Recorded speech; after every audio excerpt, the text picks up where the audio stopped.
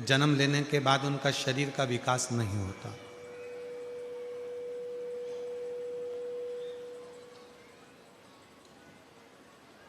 मुख में से राल टपकती रहती है, पलंग पर सोए रहते हैं, हिलते नहीं, शरीर उनका काम नहीं करता, उसको गोदी में रखना पड़ता है, ले जाना लाना पड़ता है, उसको अपनी इंद्रियों का भी ध्यान नहीं रहता कि उसको वॉशरूम आई है, कि उसको कुछ खाना है या पीना है या कुछ, उसको सुध नहीं। उन बच्चों के लिए भी शिव महापुराण में एक बड़ा सुंदर सा प्रसंग आता है। अगर आपकी कॉलोनी में, आपकी सोसाइटी में, आपके मोहल्ले में, आपके आसपास के क्षेत्र में इस तरह के अगर बच्चे रहते हैं तो उनके माँ बाप को चाहिए कि शिव को, भगवान शंकर को जो बेल होता है, बेल देखा है आप लोगों ने? इधर सूरत गुजरात में क्या बोलते हैं? बेला ही बोलते हैं। तो बेला का जो फल होता है, उस फल के अंदर का जो गुर्दा होता है, फल के अंदर का जो गुर्दा होता है, उस गुर्दे को सुखाकर, उसको बाद में जलाकर उसकी भस्म अच्छी पीस कर तैयार करो। और जिस दिन सोमवार की अष्टमी हो, सोमवार के दिन अगर अष्टमी की तिथि पड़ जाती है या अष्टमी के दिन सोमवार पड़ जाता है, तो उस दिन देवाधिदेव महादेव को, अगर मंदिर में आप वो भस्म नहीं चढ़ा सकते तो घर में ही उस बाबा को थोड़ी सी चुटकी भरकर भस्म, वो जो बेले की भस्म बनाई है, वो शिव को समर्पित कर दो। उसी भस्म को निकालकर उठाकर, जो डब्बी में ज़्यादा भस्म है उसी में उसको डाल लो, और उस भस्म को बिल्कुल पिसी बारीक एकदम महीन भस्म को, जो बच्चा राल टपकाता है या उसका शरीर का विकास नहीं होता है, शरीर कमज़ोर है, वो उठ नहीं सकता, बैठ नहीं सकता, इंद्रियों का भान नहीं रहता, उस बच्चे को यदि थोड़ी थोड़ी भस्म प्रदोष समय के पहले, प्रदोष काल के पहले, शाम के समय के पहले अगर उस भस्म को थोड़ी सी मात्रा में, जरा सी मात्रा में अगर उसकी जिह्वा पर लगाया जाए तो धीरे धीरे उसकी इंद्रियां काम करना प्रारंभ कर देती है। इंद्रियां काम करती हैं। डॉक्टर का भी इलाज करवाओ, डॉक्टर को भी दिखाते रहो, क्योंकि डॉक्टर शिव का एक रूप मानते हैं शिव पुराण में। और साथ में शिव जी पर भरोसा भी करो, विश्वास।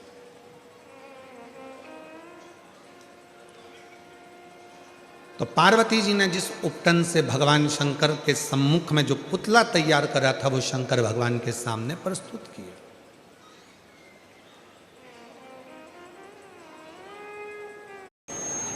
फिर कोई कहता है कि हम कल पहुंचेंगे, कल आएंगे, कल कथा में जाएंगे, कल हमारे पास में समय रहेगा तो हम कथा श्रवण करेंगे, कथा में पहुंच जाएंगे, शंभु शंभु, कथा में जाएंगे, कथा श्रवण करेंगे कल।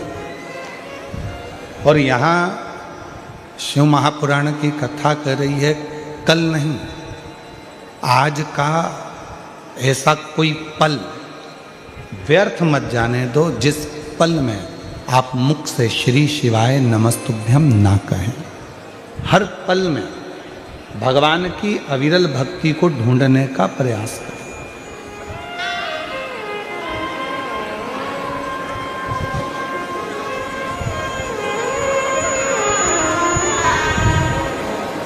प्रत्येक पल में भगवान को खोजने का प्रयास करो, प्रत्येक पल में भगवान को पाने का प्रयास करो, प्रत्येक पल में शिव को प्राप्त करने का प्रयास करो, प्रत्येक पल। में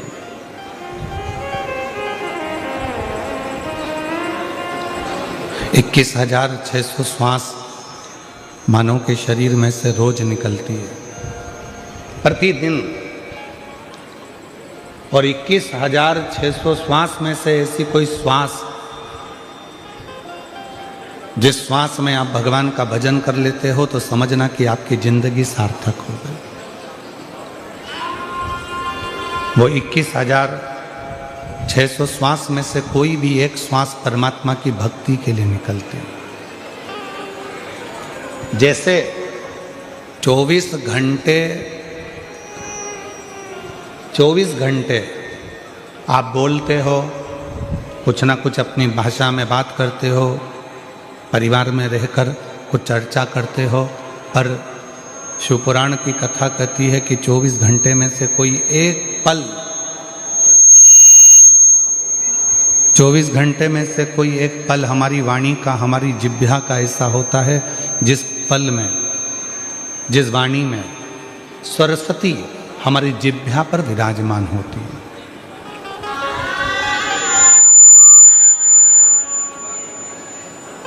अब वो पल ना तो आपको मालूम है ना हमको मालूम है। उस पल का स्मरण ना आपको है ना हमको है कि वो कौन सा पल है जिस पल में सरस्वती मैया हमारी जिह्वा पर आकर बैठती है और जिह्वा पर बैठकर हम जो बोलते हैं वो पूर्ण होता है। ना हमको मालूम ना आपको मालूम।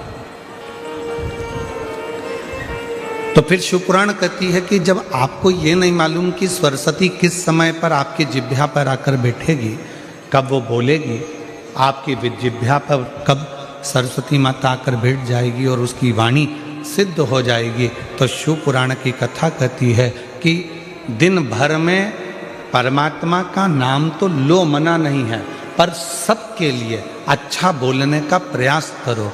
हो सकता है आपके बोलने से किसी का घर अच्छा हो जाए, किसी का परिवार अच्छा हो।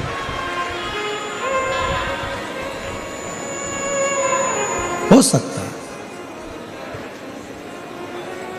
और मैंने तेरे ही भरोसे बाबा, तेरे ही भरोसे हवा बिछी उड़ती जवानी बाबा, डोर तो छड़ीना में कटी जाएगी।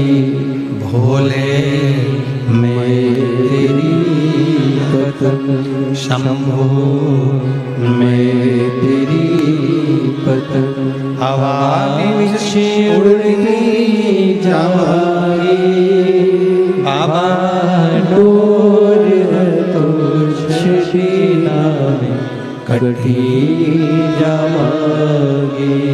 सरस्वती हमारे जिह्वा पर, हमारे मुख पर 24 घंटे में से एक बार, एक क्षण के लिए आती है। जब हम वो वाणी में कुछ ना कुछ बोलते हैं तो सरस्वती सिद्ध होकर कुछ कह जाती है, कुछ बोल जाती है।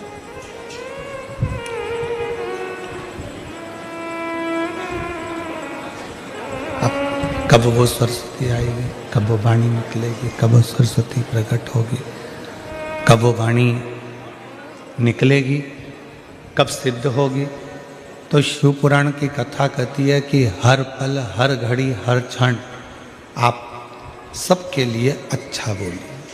सर्वे भवन्तु सुखी, सबके लिए।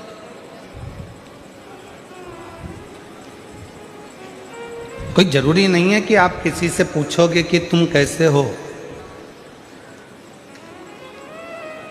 अपने वाले से पूछोगे कि तुम सब कैसे हो, दूसरे से भी तो पूछ सकते हो कि तुम सब कैसे हो।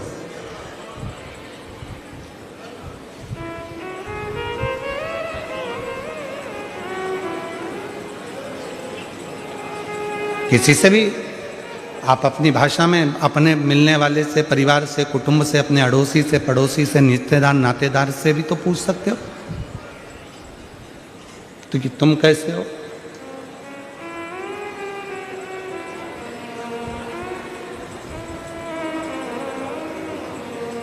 गुजराती भाषा में कहते हैं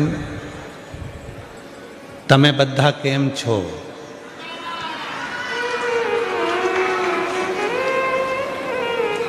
कोई जरूरी नहीं है कि हम हमारे परिवार वालों से पूछेंगे कि तुम कैसे हो। अपने पड़ोस को, अपने अड़ोस में रहने वाले, अपने पड़ोस में रहने वाले, अपने कोई मोहल्ले में, कॉलोनी में, सोसाइटी में रहता है, उसको आपके दवा आप मत दो, उसको धन, आप उसको पैसा भी मत दो, नहीं चाहिए, परंतु इतनी प्रेम की वाणी तो बोल सकते हो ना कि तुम कैसे हो।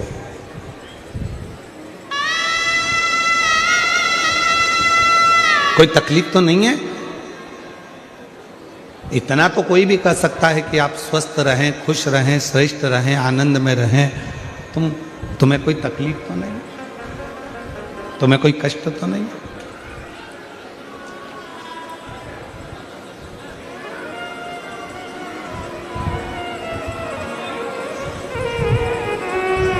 चिल्ला चिल्ला कर लोग कहते हैं विश्व का कल्याण, धर्म की, अधर्म का, प्राणियों में विश्व का कल्याण। अब आप कह रहे हो कि विश्व का कल्याण हो, तुम तुम्हारे पड़ोसी का कल्याण नहीं कर पा रहे।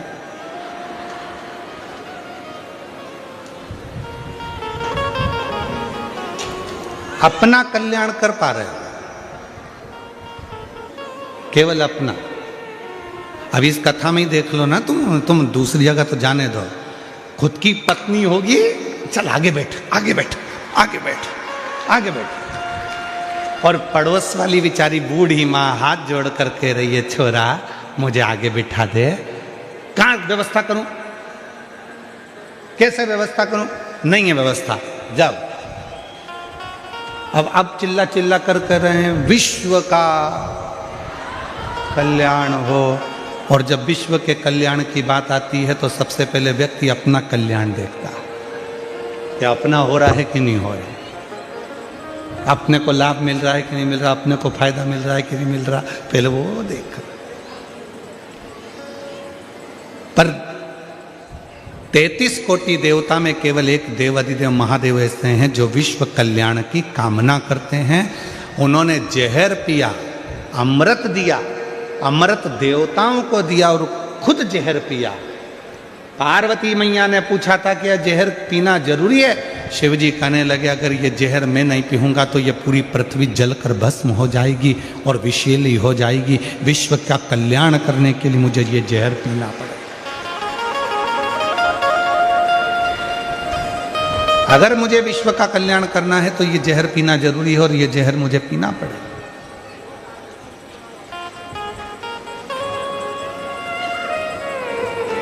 और इसको मुझे पीना है।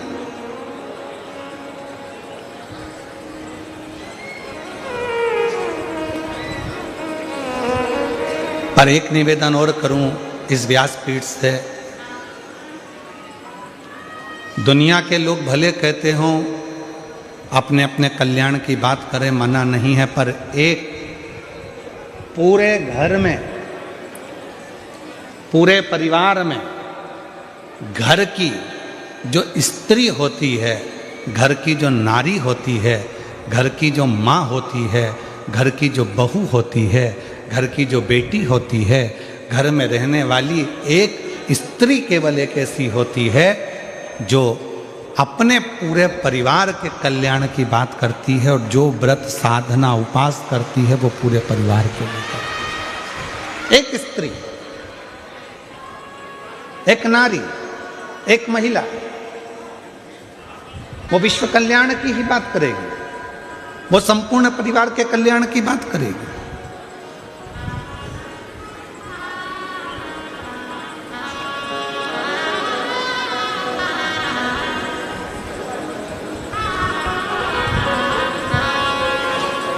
और शंभु शरणे पड़ी मांगू घड़ी रे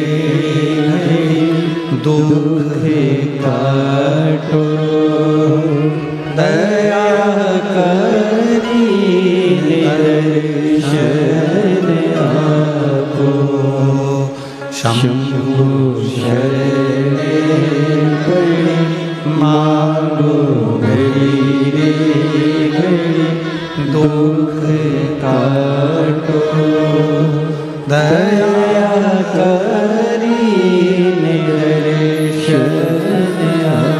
केवल एक देव अधिदेव महादेव ऐसे हैं, भगवान शंकर वो गढ़दानी त्रिकालदर्शी कैलाशी अविनाशी शिव ऐसे हैं जो विश्व कल्याण की कामना करते हैं। जहर मैं पी रहा हूँ, क्यों? पूरा विश्व आराम से जिंदगी जी सके, इन सबको अमृत प्राप्त हो सके। गले में सर्प मैं धारण कर रहा हूँ क्योंकि दुनिया के लोग इस सर्प को अपने घर में नहीं रख सकते। गंगा मैं धारण कर रहा हूँ क्योंकि ये दुनिया के लोग इस गंगा को पहचान नहीं पाएंगे, इसलिए इसको अपने मस्तक पर रखना जरूरी है।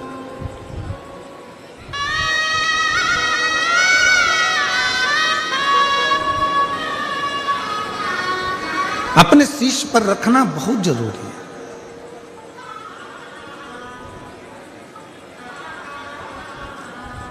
और किसका उद्धार मेरे शंकर भगवान ने नहीं करा? जरा विचार करिएगा। एक बड़ी सुंदर कथा शिव पुराण में आती है गजासुर की। गजासुर की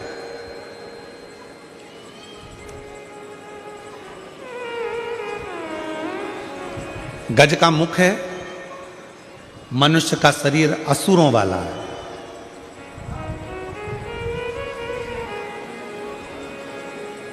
और एक बार उसके मन में आ गया था कि शिव की आराधना के सिवा कोई सार तत्व दुनिया का नहीं है, तो उसने असुर होने के बाद भी भगवान शंकर की आराधना करी, शिव की साधना करी।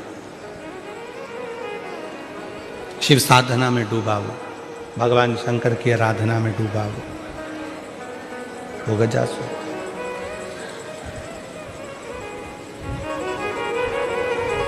अब इतनी भगवान देवाधिदेव महादेव की आराधना में गजासुर हो गया, इतनी आराधना में डूब गया, साधना में डूब गया कि भगवान शिव को प्रकट होना पड़ा।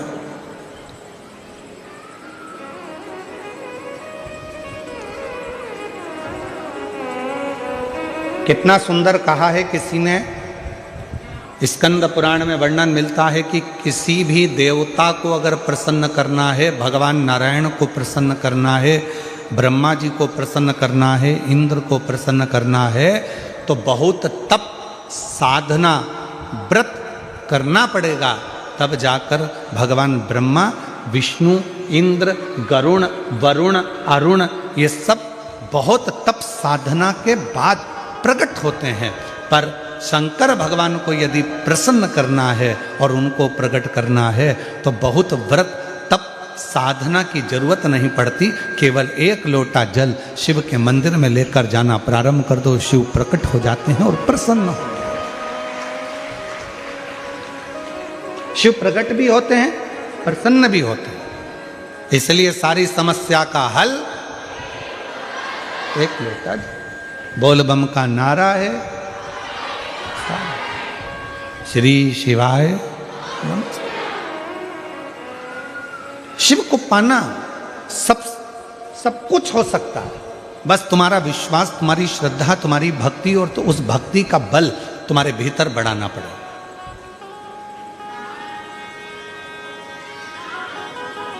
तुम्हारा बच्चा स्कूल में पढ़ता है? अरे जम के तो बोलो, पढ़ता है? ठीक है। उसके दोस्त भी स्कूल में पढ़ते हैं? जो स्कूल में पढ़ने वाले बच्चे हैं वो उसके दोस्त होंगे, वो भी स्कूल में पढ़ते हैं। अब तुम्हारे बच्चे के नंबर मान लो कम आए और उसके दोस्त के नंबर ज़्यादा आ गए, तो इसमें गलती किसकी है? टीचर की, प्रिंसिपल की, स्कूल की कि तुम्हारे बच्चे की? अपने बच्चे की गलती है। क्यों? अच्छी पढ़ाई नहीं करी होगी, याद नहीं करा होगा, लिखा नहीं होगा, अध्ययन नहीं करा होगा, इसलिए उसका नंबर कम आया। टीचर की गलती नहीं है। टीचर ने तो एक जैसा पढ़ाया, स्कूल में सब बच्चों को बिठाया, सबको अध्ययन कराया, सबको लिखाया, सबको होमवर्क दिया, सबको घर से लिखने के लिए बुलाया। बस गलती इतनी है कि हमारा बच्चा अच्छे से लिख नहीं पाया, अच्छे से अध्ययन नहीं कर पाया, याद नहीं कर पाया, इसलिए उसका नंबर, उसका परसेंट कम आया। और बाकी का उसका जो दोस्त था उसका परसेंट भी अच्छा बना, उसके नंबर भी अच्छे आ गए।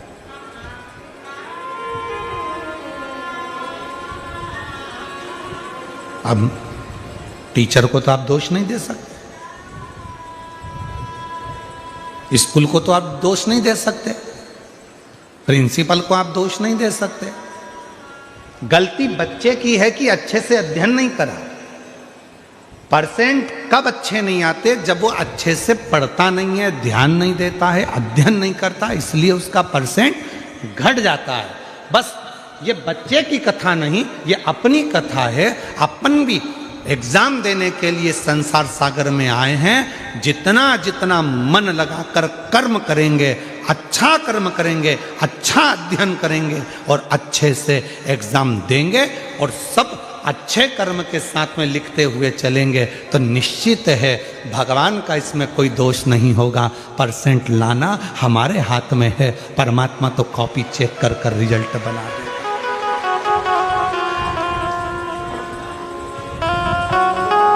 परमात्मा तो कॉपी चेक करेगा, रिजल्ट बना देगा। उसमें दोष बक्से नहीं चल रहा, उसमें दोष उस टीचर का या प्रिंसिपल का नहीं है, उसमें दोष हमारा।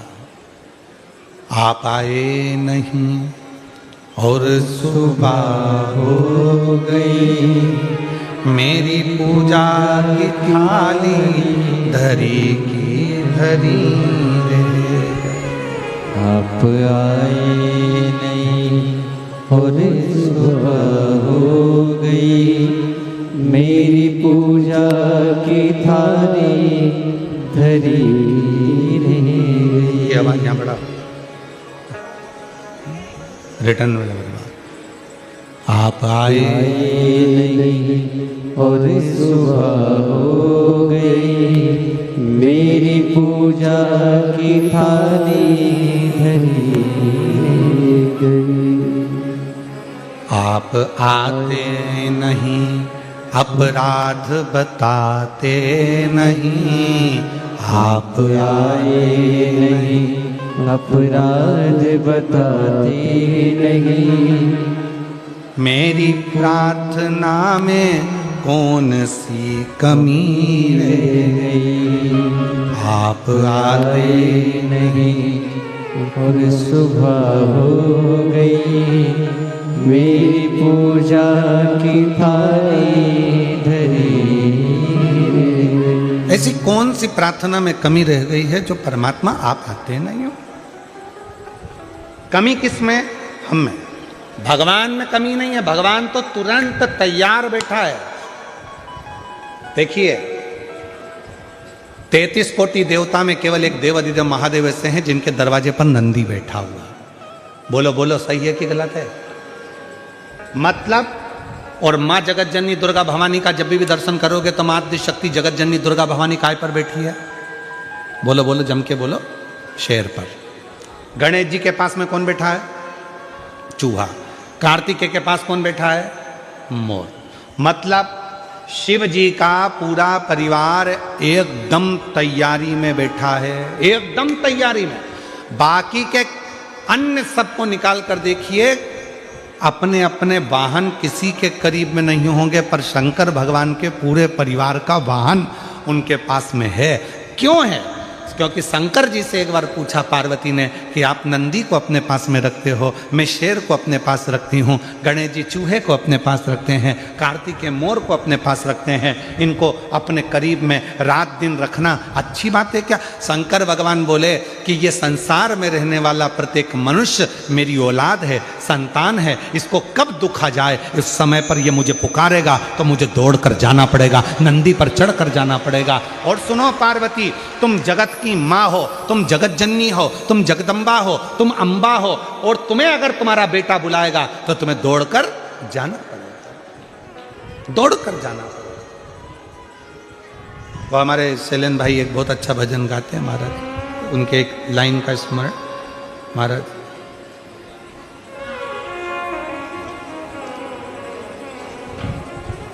बेटा जो बुलाए माँ को, हो मैया जी के चरणों में टिकाना चाहिए, बेटा जो बुलाए माँ को आना चाहिए। हो बेटा जो बुलाए माँ को आना चाहिए। तो भगवान शिव कह रहे हैं पार्वती तो तेरे पास में सिंह इसलिए है, शेर इसलिए है कि जगत का अगर कोई बच्चा तुझे रात को पुकारे, दिन में पुकारे, जब पुकारे, तू माँ है, मैं पिता हूँ। और याद रखना, बच्चे अपना कमरा बंद कर कर सोते हैं, बेटे बहू अपना कमरा बंद कर कर सोते हैं, पर घर की जो बुजुर्ग माँ होती है, जो घर का बुजुर्ग बाप होता है, वो अपना कमरा कभी बंद कर कर नहीं सोता। उसे मालूम है मेरे बेटे बहू पोता पोती नाती पंती कब मुझे पुकारेंगे। एकदम दौड़ कर आ गए, दादी दादी दादी, तो मुझे उठना पड़ेगा, दादाजी दादाजी दादाजी उठना पड़ेगा, नाना जी नाना जी नाना जी उठना पड़ेगा। इसलिए घर का बुजुर्ग अपना कमरा बंद कर कर नहीं सोता, घर का बुजुर्ग अपना कमरा खोल कर सोता है, जिससे कोई आए तो मैं उठकर बैठ जाऊं। बहू का सिर दुखा, सास उठकर बैठ गई, बेटे का तकलीफ हुई, माँ उठकर बैठ गई, बेटी को तकलीफ हुई, माँ बाप उठकर बैठ गए। माँ बाप तुरंत तैयार रहते हैं। इसलिए शंकर भगवान के मंदिर में नंदी एकदम सामने तैयार बैठा है, और नंदी भी दोनों पांव टेक कर नहीं बैठा, नंदी ने एक पांव अपना तैयार कर कर रखा है कि कब भक्त पुकारेगा शिव जी बैठ जाएंगे और मुझे दौड़कर जाना पड़ेगा और उसका दुख मिटाना पड़ेगा।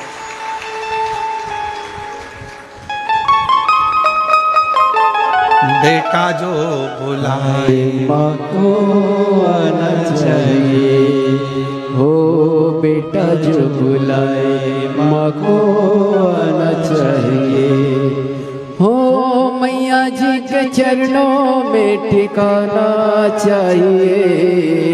इसमें एक लाइन शैलेंद्र जी और जोड़े, मेरे बाबा जी के चरणों में ठिकाना चाहिए, बबुआ जब बुलाए बाबा आना चाहिए, बबुआ जब बुलाए बाबा आना चाहिए। प्रेम से बोलो जय माता, सारे बोलो शेरा वाली जय माता दी, पहाड़ों वाली जय माता दी, मेहरा वाली जय माता दी।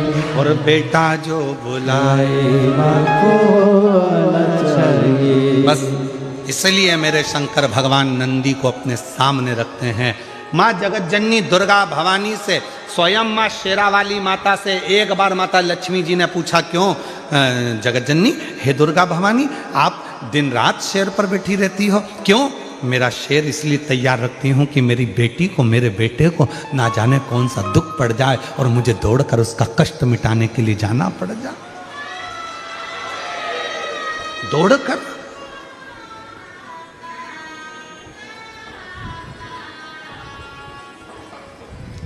आप सब गुजरात में रहते हो, सूरत नगर में कथा चल रही है, आपसे एक प्रश्न करना था, अगर उत्तर देंगे आप तो स्वीकार करेंगे। गुजरात का सबसे प्रसिद्ध नृत्य है गरबा, बोलो सही है? दुनिया में प्रसिद्धि है इस नृत्य की, गरबे की। हमें एक बात पूछना था कि गरबा चौकोर क्यों नहीं होता, गरबा हमेशा गोल ही क्यों होता है? हमें प्रश्न करना था कि गरबा लंबा क्यों नहीं होता, गरबा आड़ा टेढ़ा क्यों नहीं होता, गरबा 6 षडक का क्यों नहीं होता। गरबा हमेशा, चाहे कितनी बड़ी भी फील्ड हो, कितना भी बड़ा भी ग्राउंड हो, पर गरबा हमेशा गोल क्यों होता है? हमें केवल एक प्रश्न का उत्तर मेरे गुजराती भाई बहनों से चाहिए, और उत्तर दें तो अच्छी बात है कि गरबा गोल क्यों होता है। और आप लोग तो करते रहे हो, और बेटा जो बुलाए माँ को आना चाहिए। अब आप लोगों में से कितने लोग गरबे में गए, जरा हाथ उठाओ जरा। नवरात्रे में गरबे में कौन कौन जाता है? सब जाते हो? धरो धरो धरो, रख लो, तुम तो रख लो। चलो, तो अब तुम लोग जाते हो तो उत्तर जरा दीजिएगा कि गरबे में गोल क्यों घूमा जाता है, कारण क्या है? महाराज, चौकोर में एक सिरा खत्म हो सकता है, लंबाई में एक सिरा खत्म हो सकता है, षडाकृति में एक सिरा खत्म हो सकता है, पर गोल आकृति में कोई सिरा खत्म नहीं होता। मतलब आस लगी रहती है कि मेरी जगत जननी जगदम्बा आएगी जरूर और मेरा दुखड़ा मिटाएगी। एक आस और वो आस कभी जिंदगी में खत्म नहीं होना चाहिए।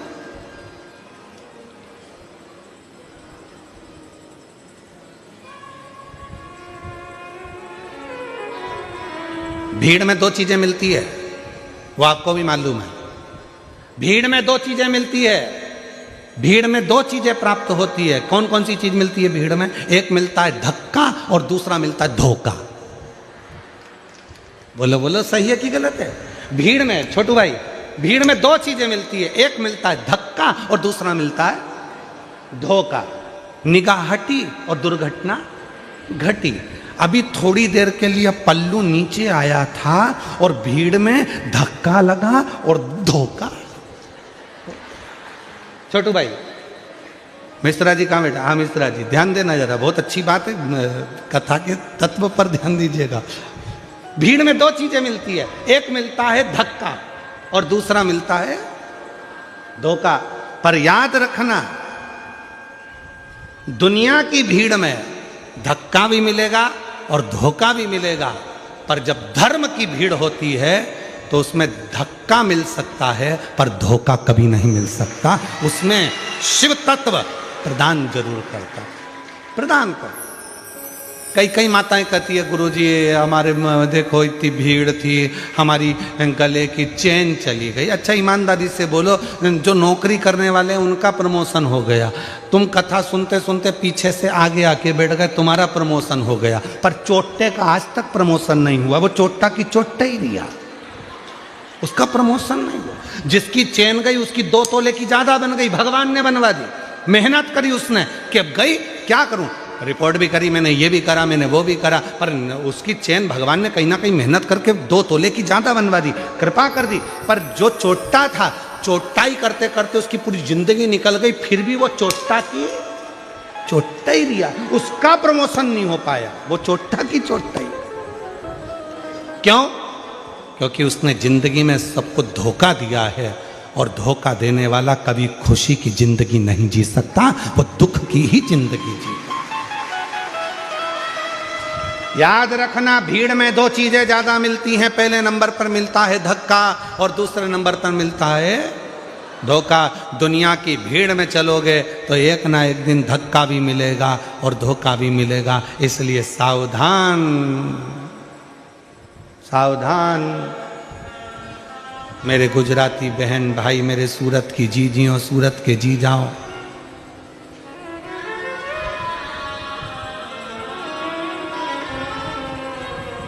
सावधान।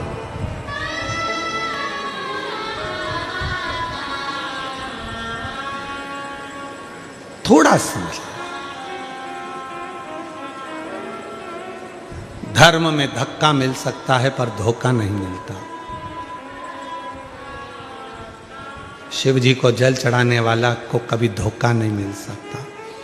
श्री शिवाय नमस्तुभ्यम जपने वाले को कभी धोखा नहीं मिल सकता। शंकर भगवान के मंदिर में झाड़ू पोछा करने वाले को कभी धोखा नहीं मिल सकता। और जिसने धोखा दिया है, एक ना एक दिन उसको रोते रोते तुम्हारे चरणों में आकर पांव पकड़ना ही पड़ेगा।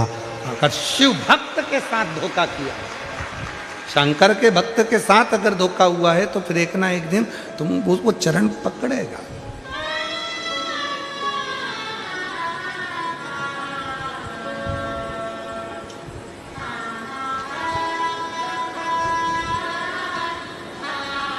इसलिए जो सूरत के निवासी हैं, गुजरात के वासी हैं, वो अपनी मस्ती में जिंदगी जीते हैं। अब हमने देखा है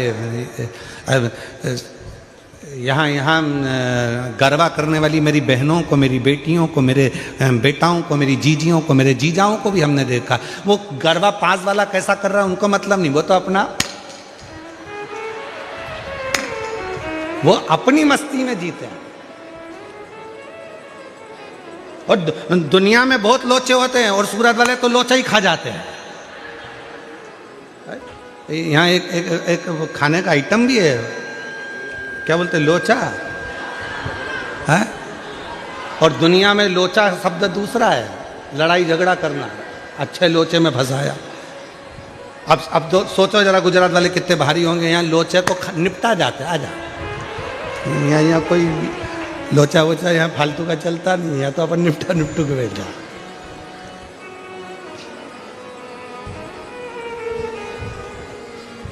इसलिए महाराज शिव कथा कह रही है, भगवान शंकर का चरित्र कह रहा है।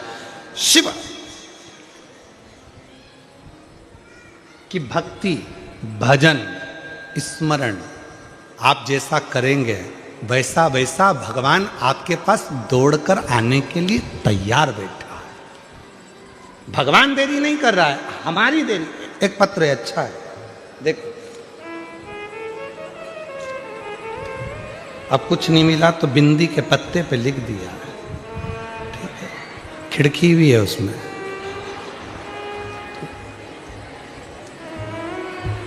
अच्छा है वो तो बिंदी नहीं भेजी, नहीं तो कह देती भैया भाभी को दे देना। हमारी तरफ से संक्रांति चल रही है तो वो संक्रांति में वो मकर संक्रांति के दिन वो 14 आइटम बंटते हैं ना, तो उसमें वो लिख के भेज देती 14 बिंदी है, हमारी भाभी को दे देना, मकर संक्रांति का गिफ्ट। अब उन्होंने पत्र में लिखा,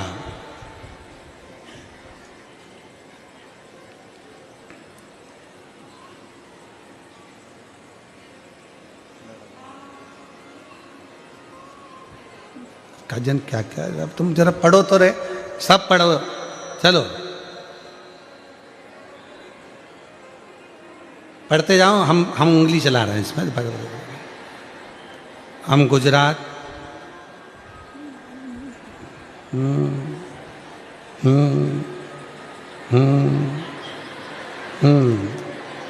ठीक है। एक समझ में आ गया, गीता बेन और चेतना बेन और मीना बेन और पुष्पा बेन, ओ भाई इतनी बेन, गजब। मेरा मोबाइल नंबर ये है, 4 बेन नंबर 1। मैं अगली साल सूरत कथा में आई थी। हम सब ने हमारे बच्चों की शादी के लिए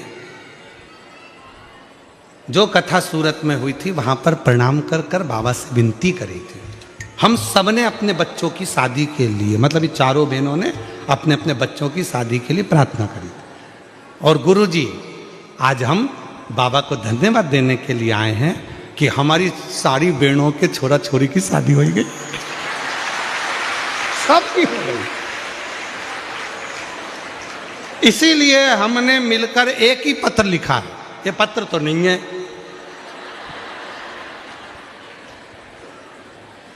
अच्छा एक लाइन और लिखी, वो भी तुम पढ़ लो, अच्छे से पढ़ना।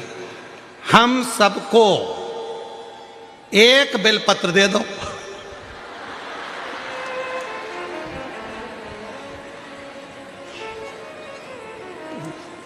अच्छा आ जाओ, चारों आ जाओ, दूंगा एक ही, आ जाओ। कौन कौन सी बहन है, चलो नाम पढ़ो। गीता बेन, चेतना बेन, मीना बेन, पुष्पा बेन, ये सब बेन जो है 4। परंतु गांव का नाम भी पढ़ ले, नहीं तो 4 बहन और कोई सी आ जाए। तो ये पाटन जिला लिखा है क्या? अच्छा, पाटन जिला राघव जो भी लिखा है आप समझ गए ना। तो ये चारों बहन जहाँ बैठी है आ जाए। बहुत अच्छा पत्र है आपका, बड़ी प्रसन्नता हो।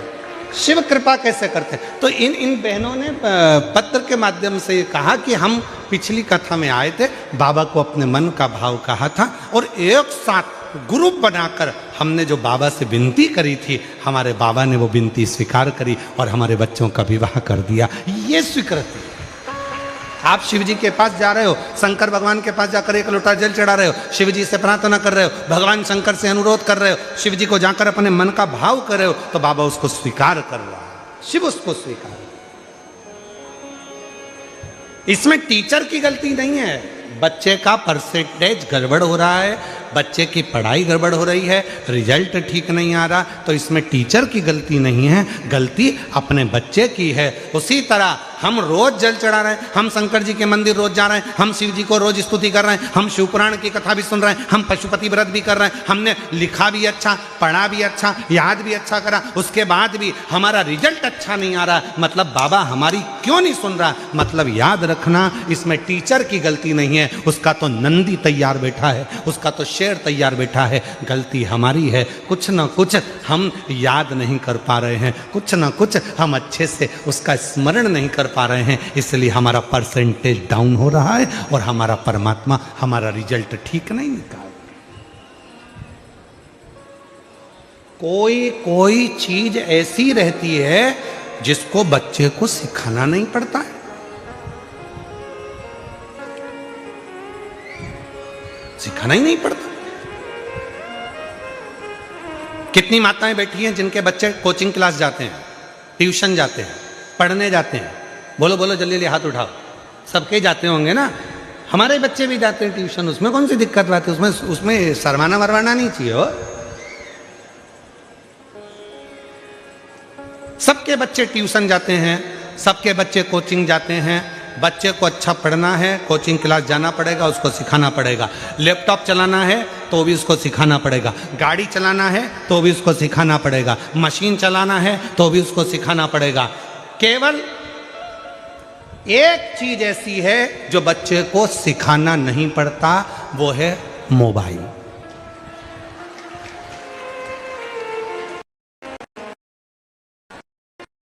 किसी ने पूछा क्यों गुरुजी? बच्चे को लैपटॉप चलाना सिखाना है, कंप्यूटर चलाना सिखाना है, मशीन चलाना सिखाना है, गाड़ी चलाना सिखाना है, बच्चे को अच्छी पढ़ाई सिखाना है, बच्चे को सब कुछ सिखाया जाता है, पर मोबाइल चलाना कोई नहीं सिखाता, तो भी बच्चे सीख जाते हैं। ये कैसे सीख जाते हैं? हमने कहा श्रीमद् भागवत में चरित्र आता है अभिमन्यु की धर्मपत्नी उत्तरा का।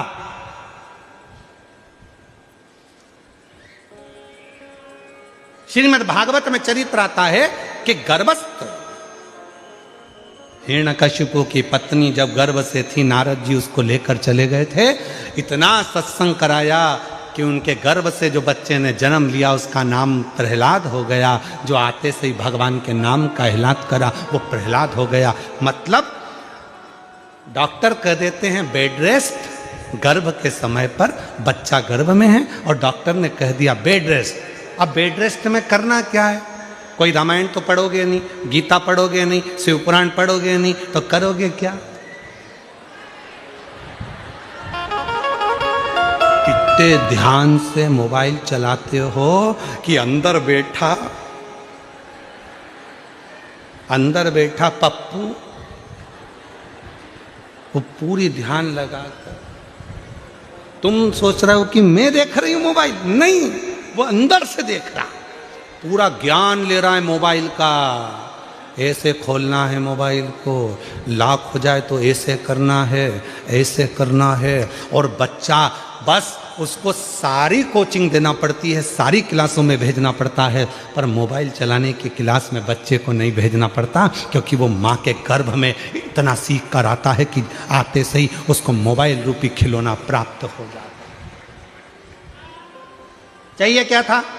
गर्भस्थ नारी को, गर्भस्थ माता को पढ़ना था शिव पुराण, पढ़ना था रामायण, पढ़ना था गीता, पढ़ना था भगवान शिव का नाम, पढ़ना था राम नाम, कृष्ण नाम, शिव नाम, जगत जननी का नाम, परंतु उसने मोबाइल को देख देख कर तो बच्चे को रुचि। आप देखो, बच्चे को अगर रोटी खिलाना है तो मोबाइल पकड़ा दो, कपड़े पहनाना है तो मोबाइल पकड़ा दो, चुप कराना है तो मोबाइल पकड़ा दो। कारण उसने गर्भस्थ वही देखा।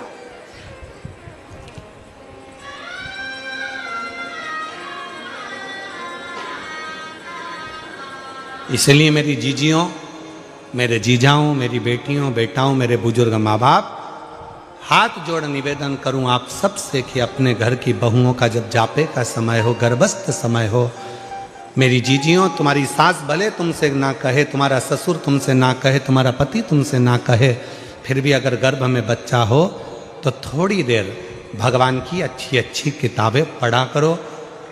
हमारे राष्ट्र के सैनिकों का चरित्र पढ़ा करो, राष्ट्र रक्षकों का चरित्र पढ़ा करो, जिससे हमारा बच्चा जन्म ले तो छत्रपति वीर शिवाजी और महाराणा प्रताप जैसा जन्म।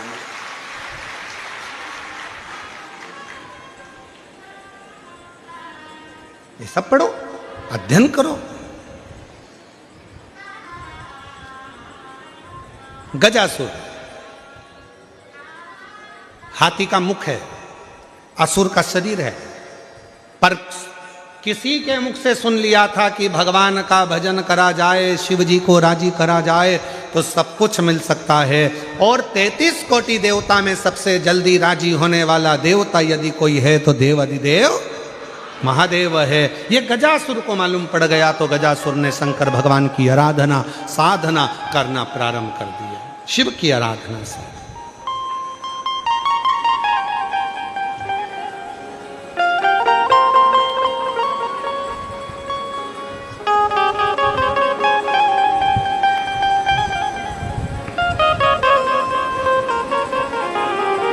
और महादेव नमन चरणों में स्वीकार कीजिए, सबका किया है मेरा भी उद्धार कीजिए, उद्धार कीजिए।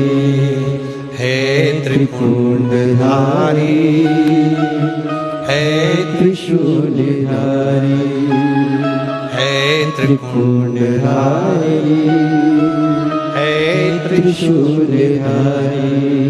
चरणों में तेरे बाबा जी पावन है चारों धाम, चरणों में तेरे बाबा जी पावन है चारों धाम। तेरी देव करते वंदना, पूजे सीतारा, हो जाए पूरी कामना, हो जाए पूरी कामना।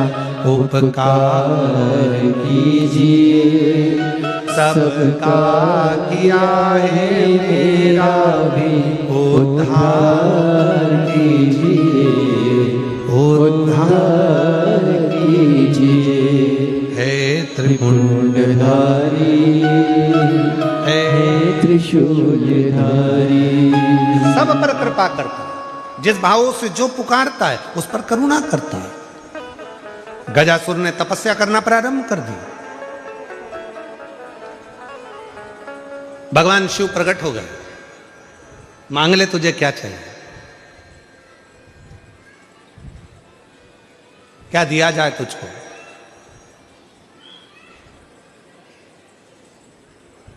गजासुर ने कहा आप कौन हो। भगवान बोले जिसको तूने पुकारा है मैं वही हूं। शिव जी हाँ, पर मैंने तो सुना था कि आप इतनी जल्दी आते ही नहीं हो। मैंने तो ये सुना था कि आप इतनी जल्दी आते नहीं हो। शंकर भगवान बोले बुलाने वाले में अगर सामर्थ्यता है और वो दिल से अगर मुझे बुलाता है तो आने में मुझे समय नहीं लगता, मैं दौड़ कर चले आता हूं, दौड़ कर। आहूं में असर होगा, घर बैठे बुलाने। अगर कोई बुलाने वाला है, अगर किसी ने मन बना लिया कि मुझे शंकर को पाना है, शिव से यह कार्य सफल कराना है, शंकर भगवान मेरा यह कार्य सफल करेंगे, मतलब मुझे जाना पड़ेगा। अगर उसका विश्वास पक्का है तो एक पत्र है, देखिए महाराज। मैं कपिल कुमार भाटी राजस्थान के पाली जिले के बाली नगर से आया हूँ। 14 वर्ष से सरकारी नौकरी पाने के लिए प्रायोगिक परीक्षाएं दे रहा था। 14 वर्ष से सरकारी नौकरी के लिए परीक्षाएं दे रहा था, परंतु हर बार कभी 1 नंबर आधे नंबर से पिछड़ा रह जाता था। आपकी कथा सुनकर प्रेरणा मिली और अपनी माता जी के साथ कुबेरेश्वर धाम आकर भोले बाबा के दर्शन किए। बाबा से प्रार्थना की कि मैंने परिश्रम किया, मेरी माता जी ने पशुपति के 5 व्रत किए, 1 लोटे जल में बल है, मैंने साक्षात महसूस किया है। आपके बताए इस उपाय से मेरे जीवन को खुशियां से भर दिया। 2 वर्ष पूर्व मैं आपकी कथा में आया था उज्जैन, जो शिक्षक भर्ती परीक्षा मैंने उस समय दी थी। सुना था कथा के पंडाल में बैठकर जो मांगते हैं वो मिलता है। उज्जैन की कथा में पहुंच गया, पंडाल में बैठा, कथा सुनी। बाबा की कृपा से ऐसी बाबा ने कृपा कर दी कि 14 वर्ष के वास, समझ लो 14 वर्ष का मेरा वनवास मेरे बाबा भोलेनाथ ने तोड़ दिया।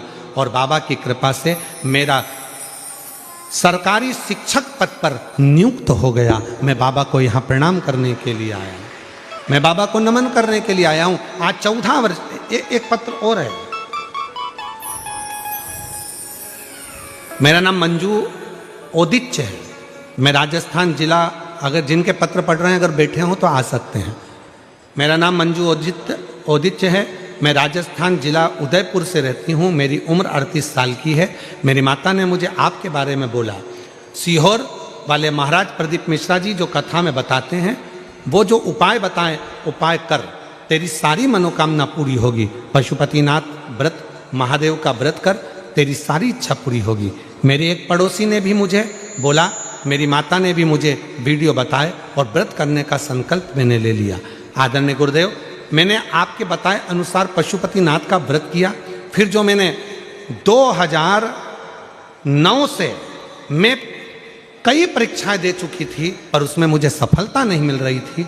2022 में पहली बार आपकी कथा पर विश्वास कर कर पशुपति व्रत कर कर कथा के पंडाल में बैठकर कथा सुनी और बाबा की कृपा से आज शिव जी की कृपा से मैं माइंस अधिकारी के पद पर नियुक्त हो गई। मैं बाबा को धन्यवाद देने के लिए आई हूं कि मेरी गवर्नमेंट जॉब लग गई। मैं शिव को प्रणाम करने, ये शिव भक्ति है।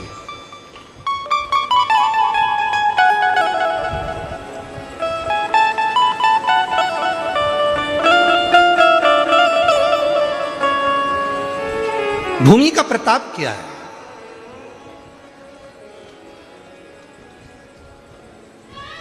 कितना प्रबल प्रताप होगा भूमि का, जरा विचार करिएगा।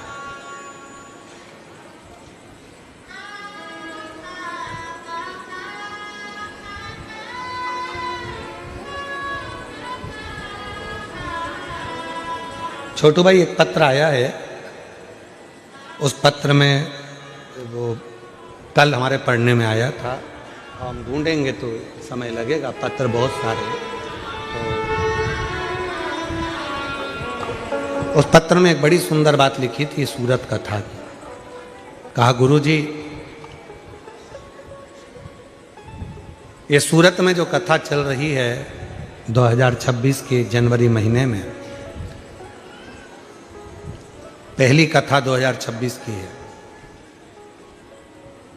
इस कथा का उत्साह इतना ज़्यादा है जनमानस में, कहा कि किसी के यहाँ जाकर नहीं कहना पड़ा कि आप कथा में आना, और सबको सूचना थी। सबके घर में मेहमान आकर रहने लगे और आज हमारा पूरा क्षेत्र ऐसा हो गया जैसे घर घर में शिव आकर विराजमान हो गया। ये पत्र है।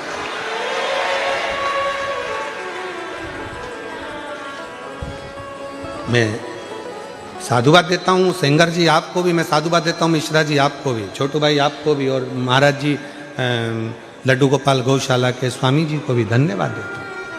सहजता सरलता से है।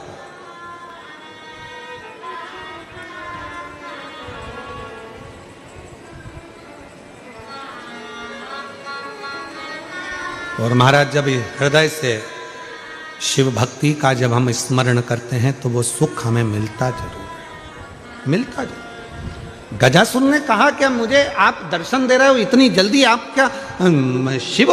हाँ, तो मैंने तो सुना था कि आपको आने में बहुत समय लगता है, आप इतनी जल्दी आते ही नहीं हो। शंकर भगवान बोले बुलाने वाला चाहिए, मैं आ जाता। कौन मना करता है कि मैं नहीं आता? मैं तो आ जाता।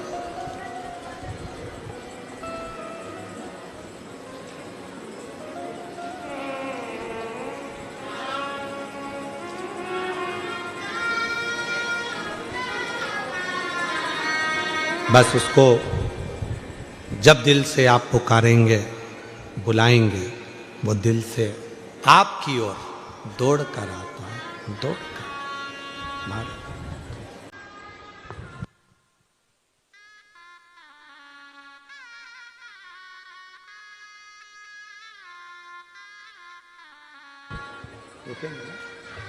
ठीक है।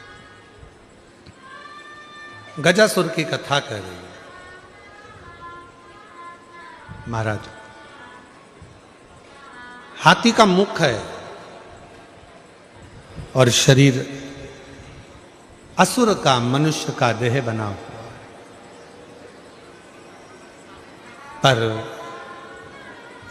देवादिदेव महादेव से प्रार्थना कर रहे कि आप आ तो गए, यहां पहुंच गए, पर मुझे नहीं लगता कि आप शिव हो।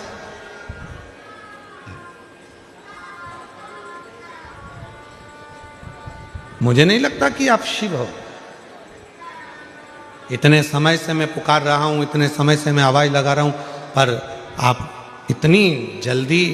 मैंने सारे देवताओं की आराधना करी, ब्रह्मा जी की आराधना करी, भगवान नारायण की आराधना करी, इंद्र की आराधना करी, गरुण वरुण सबकी आराधना करी, पर आए नहीं, और आप इतनी जल्दी आ गए। ये थोड़ा विचारणीय है, सोचनीय है। कैसे आना हुआ? शिव जी बोले कि आपने साधना करी है, तप करा है, और ऐसा नहीं है कि मैं जल्दी नहीं पहुंचता। शिव महापुराण की कथा कहती है, भगवान शंकर कहते हैं कि मुझे केवल हृदय से, भाव से जो पुकार लेता है, मैं तुरंत पहुंच जाता हूं। आ जाइए, तुरंत पहुंच जाता हूं।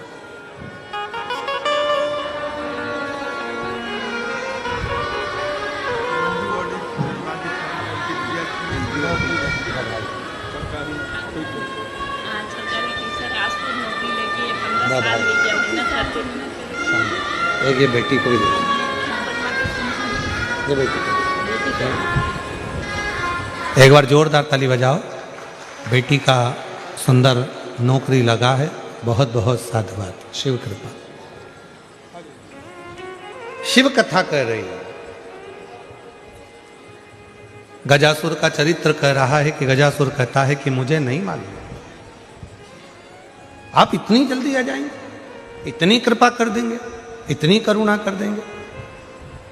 और फिर निवेदन है मेरी जीजियों से, मेरे सूरत के जीजाओं से, बेटियों से, बेटाओं से, मुझे बुजुर्ग माँ बाप से मैं निवेदन करूं, शंकर भगवान को रिझाने के लिए बहुत आडंबर या दिखावा या बहुत अन्य चीज़ों की जरूरत नहीं है। शंकर भगवान को रिझाने के लिए तो तुम्हारा एक लोटा जल सारी समस्या का, केवल एक लोटा जल यदि शिव जी को चढ़ जाएगा, भगवान शंकर को यदि एक लोटा जल चढ़ गया तो शिव रीझ जाते हैं, भगवान शंकर प्रसन्न हो जाते हैं। मांग तुम्हें क्या चाहिए? शंकर भगवान ने जैसे कहा कि मांगो, तो गजासुर ने उसी समय पर कहा, प्रभु मुझे बस इतनी कृपा कर दो कि मैं आपका जो तप करता हूं, आपकी जो साधना करता हूं, आपका जो तप करता हूं, साधना करता हूं, उस तप साधना को करते समय छोटे छोटे जीव जंतु मेरे पास में आ जाते हैं और मुझे तप नहीं करने देते। मेरे शरीर में से चारों तरफ से अग्नि निकलने लगे, जिससे कोई मेरे पास में ना आए और मैं आपका भजन कर सकूं। शिव जी ने वर दे दिया, गजासुर तू जहां तप करने बैठेगा, तेरे शरीर में चारों तरफ से अग्नि प्रकट होना प्रारंभ हो जाएगी और कोई जीव जंतु तुझे कष्ट नहीं देगा। तेरा तप साधना आराम से हो सकेगा, अच्छे से हो सकेगा।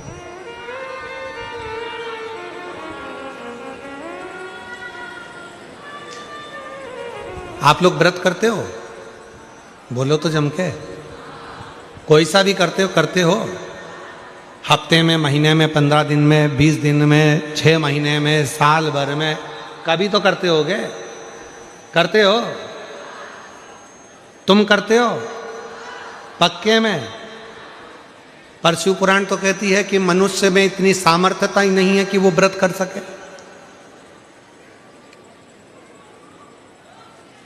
शिव महापुराण की कथा कहती है कि संसार का कोई मानव किसी भी देवता का व्रत कभी नहीं कर सकता। व्रत कब करता है? जब वो देवता स्वयं उसके हृदय में विराजमान होकर उस व्रत को सफलता देना चाहता है, तब जीव उस व्रत को कर पाता है। एकादशी का व्रत करोगे, स्वयं नारायण अगर आपके अंदर विराजमान है और वो कृपा करेंगे तो व्रत हो पाएगा, नहीं तो दिन भर में कहीं ना कहीं फिर वही लोचा आ जाए।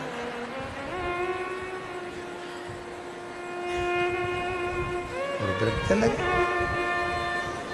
पशुपति व्रत कर रहे हो, सोचा था मेरा आज का तीसरा व्रत है, सोमवार का पूरा कर लूंगी, और मालूम पड़ा व्रत तो करने बैठी थी और मालूम पड़ा कि कोई अड़चन आ गई और व्रत रह गया।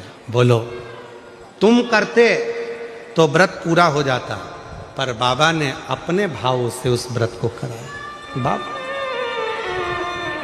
उसकी मर्जी, और तेरी कृपा बिना न हिले एक भी लेते श्वास तेरी कृपा से तनु तनु, बखान क्या करूं मैं राखों के ढेर का, चपटी भभूत मेरे खजाना कुबेर का, गंगाधर मुक्ति द्वार ओमकार तू, भोले ओमकार तू, आयो शांति हरि शंभु कार तू। बखान क्या करूं मैं राखो काटो, दया करीने दर्शन आपको, शंभो शरणे करी मांगो घड़ी रे घड़ी, दुख काटो दया करीने दर्शन आपको। गजासुर की कथा चल रही है, भगवान शिव की अविरल भक्ति की कथा है। जिस शिव महापुराण की कथा को आप श्रवण करने के लिए आए हैं, उसमें भगवान स्वयं करुणा कैसे करते हैं वो कथा यहां चल रही है। मांग ले तुझे क्या चाहिए। गजासुर ने कहा मैं जब तप करता हूं, साधना करता हूं, तो चारों तरफ से जीव मुझे परेशान करते हैं, तो मेरे शरीर से अग्नि निकले, मेरे शरीर से अग्नि निकले,